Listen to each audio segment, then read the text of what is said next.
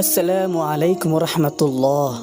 প্রিয় দর্শক মণ্ডলী, আজকের ভিডিওতে জানাবো বিশ্বনবী হযরত মুহাম্মদ মুস্তাফা সাল্লাল্লাহু আলাইহি ওয়াসাল্লামের শৈশবকাল সম্পর্কে, যাকে সৃষ্টি না করলে এই পৃথিবীর কোনো কিছুই সৃষ্টি হতো না, যার পদাচরণে এই পৃথিবী ধন্য। আল্লাহর প্রতি অগাধ বিশ্বাস ও ভালোবাসা, অন্তরের পবিত্রতা, ধৈর্য, ক্ষমা, সততা, নম্রতা আর আমানতদারিতা, উদারতা এবং ন্যায়পরায়ণতা ছিল অসীম। যিনি ছিলেন এতিম হিসেবে সবার স্নেহের পাত্র, স্বামী হিসেবে প্রেমময়, বাবা হিসেবে মমতাময় এবং সঙ্গী হিসেবে খুবই বিশ্বস্ত। তিনি ছিলেন সফল ব্যবসায়ী, দূরদর্শী সমাজ সংস্কারক, ন্যায় বিচারক এবং সফল রাষ্ট্রনায়ক। তিনি এমন সময় পৃথিবীর বুকে আবির্ভূত হয়েছেন যখন আরবের সামাজিক, রাজনৈতিক, অর্থনৈতিক এবং ধর্মীয় অবস্থা অধঃপতনের চরম সীমানায় নেমে গিয়েছিল।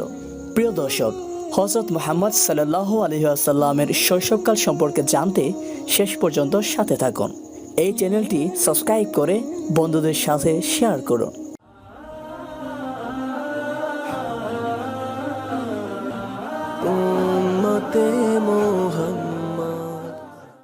570 খ্রিস্টাব্দে 12 রবিউল আউয়াল সোমবার আরবের মক্কা নগরীতে সম্ভ্রান্ত কুরাইশ বংশে বিবি আমিনার গর্ভে জন্মগ্রহণ করেন শিশু মুহাম্মদ। মুহাম্মদ সাল্লাল্লাহু আলাইহি ওয়াসাল্লামের জন্মের আগে এমন কিছু ঘটনা প্রকাশ পেয়েছিল যা দ্বারা বিশ্ববাসী বুঝতে পেরেছিল যে পৃথিবীতে এমন এক মহামানবের আবির্ভাব হতে যাচ্ছে, যিনি হবেন অনুপম চরিত্রের অধিকারী ও আলোর দিশারি।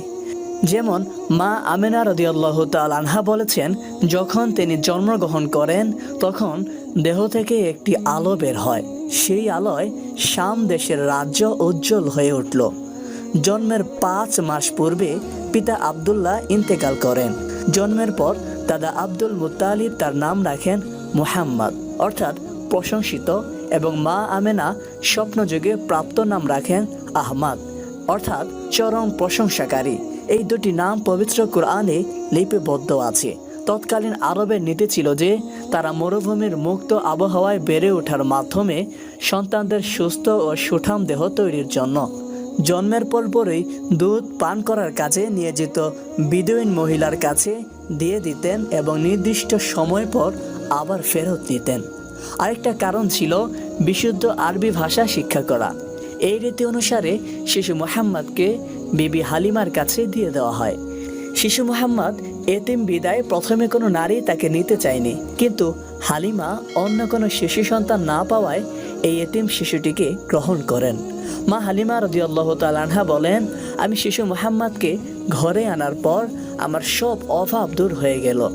আমার উভয় স্তন দুধে পূর্ণ হয়ে গেল, উটনির স্তন দুধে ভরে গেল, দুর্বল গাধাটিও দ্রুত গতি সম্পন্ন হয়ে গেল। বকরিগুলো চরণভূমি থেকে ভরা পেটে ও ভরা স্তনে ফিরে আসতে লাগলো। এভাবে শিশু মুহাম্মদের মহিমা এক এক করে প্রকাশ হতে লাগলো। আল্লাহু আকবার। এ সময় বিবি হালিমার আরেকটি পুত্র সন্তান ছিল, যার দুধ পানের সময় তখনও শেষ হয়নি। হযরত মুহাম্মদ সাল্লাল্লাহু আলাইহি ওয়াসাল্লামের শৈশবের একটি ঘটনা অত্যন্ত বিস্মিত এবং মানবতার জন্য শিক্ষণীয়। বিবি হালিমা রাদিয়াল্লাহু তাআলা আনহা বর্ণনা করেন, শিশু মুহাম্মদ কেবল আমার ডান স্তনের দুধ পান করতেন। তাকে আমি আমার বাম স্তনের দুধ পান করাতে চাইলেও তিনি কখনোই বাম স্তন থেকে দুধ পান করতেন না। আমার বাম স্তনের দুধ তার দুধ ভাইয়ের জন্য রেখে দিতেন। রাসূলুল্লাহ সাল্লাল্লাহু আলাইহি ওয়াসাল্লাম অতি শৈশবকাল থেকেই একান্তভাবে পাক সাফ থাকতেন। 2 বছর লালন পালনের পর বিবি হালিমা শিশু মুহাম্মদকে মা আমেনার কাছে ফিরিয়ে দেন, কিন্তু এরপর পরই মক্কায় মহামারী দেখা দেয়, যার কারণে শিশু মুহাম্মদকে পুনরায় হালিমার কাছে দিয়ে দেওয়া হয়। হালিমাও চাচ্ছিলেন শিশু মুহাম্মদকে আরও কিছুদিন রাখতে। এর কয়েকদিন পরেই একটি অলৌকিক ঘটনা ঘটে। একদিন শিশু মুহাম্মদের বুক ছিঁড়ে কলিজার একটি অংশ বের করে জমজম কূপের পানিতে ধুয়ে আবার যথাস্থানে স্থাপন করা হয়। এর মাধ্যমে শিশু মুহাম্মদের দেহ থেকে অপবিত্র সব ধুয়ে তার অন্তরে নূর ভরে দেওয়া হয়। এই ঘটনাটি ইসলামের ইতিহাসে সিনা চাকের ঘটনা হিসেবে পরিচিত। এই ঘটনার পরেই বিবি হালিমা শিশু মুহাম্মদকে মা আমিনার কাছে ফিরিয়ে দেন।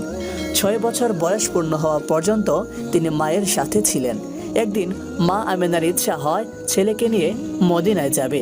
আত্মীয়র সাথে দেখা করা এবং স্বামীর কবর জিয়ারত করাই ছিল এর প্রধান কারণ। মা আমিনা রাদিয়াল্লাহু তাআলা আনহা ছেলে, শ্বশুর এবং দাসী উম্মে আয়মানকে নিয়ে 500 কিলোমিটার পথ পাড়ি দিয়ে মদিনায় পৌঁছেন। তিনি মদিনায় 1 মাস সময় অতিবাহিত করেন। 1 মাস পর মক্কায় ফেরার পথে আরওয়া নামক স্থানে তিনি গুরুতর অসুস্থ হয়ে পড়েন এবং সেখানেই মৃত্যুবরণ করেন। তার মৃত্যুর পর দাদা আব্দুল মুত্তালিব শিশু মুহাম্মদকে নিয়ে মক্কায় পৌঁছেন। এরপর থেকেই দাদা আব্দুল মুত্তালিব মুহাম্মদের দায়িত্ব নিলেন। শিশু মুহাম্মদকে নিজের সন্তানদের চাইতে বেশি ভালোবাসতেন। মুহাম্মদের কাজকর্ম তাকে আনন্দ দিত। শিশু মুহাম্মদের বয়স যখন 8 বছর 2 মাস 10 দিন, তখন তার দাদা ইন্তেকাল করেন। মৃত্যুর পূর্বে পুত্র আবু তালিবকে শিশু মুহাম্মদের দায়িত্ব দিয়ে যান। দাদার মৃত্যুর পর চাচা আবু তালিবের দায়িত্বে বড় হতে থাকেন শিশু মুহাম্মদ। চাচা আবু তালিব তাকে অসম্ভব আদর করতেন এবং শিশু মুহাম্মদও চাচাকে বিভিন্ন কাজে সহযোগিতা করতেন। যেমন তিনি অন্যান্য বালকদের মতো মাঠে চাচা আবু তালিবের ছাগল চড়াতেন। এই সময় থেকে তাকে চিন্তাশীল মনে হতো। চাচা আবু তালিব ব্যবসায়ী ছিলেন এবং আরবের নিয়ম অনুযায়ী বছরে একবার সিরিয়া সফরে যাইতেন। মুহাম্মদ সাল্লাল্লাহু আলাইহি ওয়াসাল্লামের বয়স যখন 12 বছর, তখন তিনি চাচার সাথে সিরিয়া যাওয়ার জন্য বায়না ধরলেন। প্রগাঢ় মমতার কারণে তাকে আর নিষেধ করতে পারলেন না। যাত্রার পথে বসরা পৌঁছার পর কাফেলা সহ তাঁবু ফেললেন। শহরটিতে জারিস নামে একজন ইহুদি পাদ্রী ছিলেন, যিনি বুহাইরা বা বাহিরা নামে অধিক পরিচিত। তিনি তার গির্জা হতে বের হয়ে এসে কাফিলার মুসলমানদের মেহমানদারি করেন। এ সময় তিনি বালক মুহাম্মদকে দেখে শেষ নাবী হিসেবে চিহ্নিত করেন, কারণ তিনি তার অন্তরের দৃষ্টি দিয়ে লক্ষ্য করলেন যে সকল গাছপালা পাথর এই বালকটিকে সিজদা করছে। তিনি বললেন, এই তো সেই সাইয়্যিদুল মুরসালিন, অতীতের সকল নবী যার আগমন সম্পর্কে ভবিষ্যৎবাণী করে গেছেন। তিনি শিশু মুহাম্মদকে সিরিয়ায় নিয়ে যেতে নিষেধ করেন, কারণ সেখানে ইহুদিরা তার ক্ষতি করতে পারে। পাদ্রীর কথা শুনে শিশু মুহাম্মদকে মক্কায় পাঠিয়ে দেন। শৈশবকাল থেকে মুহাম্মদ সাল্লাল্লাহু আলাইহি ওয়াসাল্লাম ছিলেন পরম সত্যবাদী। তিনি কখনো সত্য থেকে বিচ্যুত হননি। তিনি ছিলেন সবার চেয়ে অধিক ব্যক্তিত্ব সম্পন্ন, উত্তম চরিত্রের অধিকারী, সবার প্রিয় ও সম্মানিত প্রতিবেশী, সর্বাধিক পবিত্র ও পরিচ্ছন্নতার অধিকারী। ইনসাফ ও সাম্যের মহান আদর্শ তিনি শিশুকালেই দেখিয়ে দিয়েছেন। প্রিয় দর্শক, আজকের আলোচনা এই পর্যন্ত। আপনি যদি নতুন দর্শক হন, চ্যানেলটি সাবস্ক্রাইব করে পাশে থাকুন এবং লাইক, কমেন্ট এন্ড শেয়ার করে সহযোগিতা করুন। আসসালামু আলাইকুম রহমতুল্লাহ।